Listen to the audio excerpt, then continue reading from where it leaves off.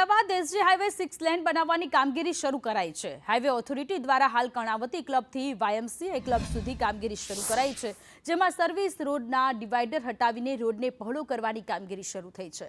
સાથે જ service road પરના વૃક્ષોને પણ હટાવવામાં આવ્યા છે। ઉલ્લેખનીય છે કે એસજી હાઈવે 6 લેન બનતા ટ્રાફિકની સમસ્યામાંથી છુટકારો મળશે અને વાહન ચાલકોના સમયની બચત થશે।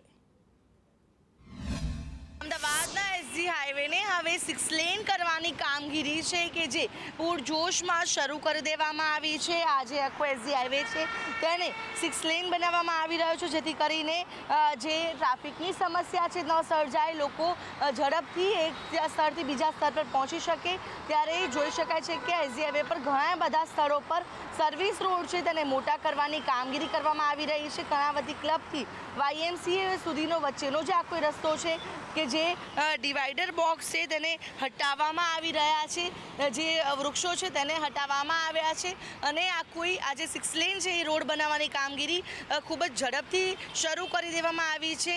આ રોડ ઉપરની કામગીરી છે તે અત્યારે શરૂ જોવા મળી રહી છે।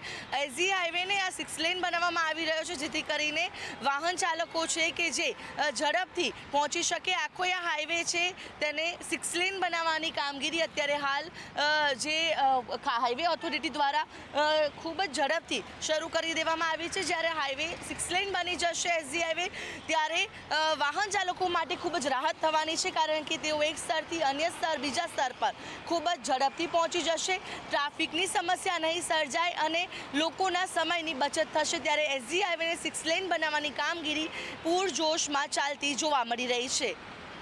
કેમેરા પર્સન મનીષ વાણિયા સાથે આયુષી યાજ્ઞિક, સંદેશ ન્યૂઝ, અમદાવાદ।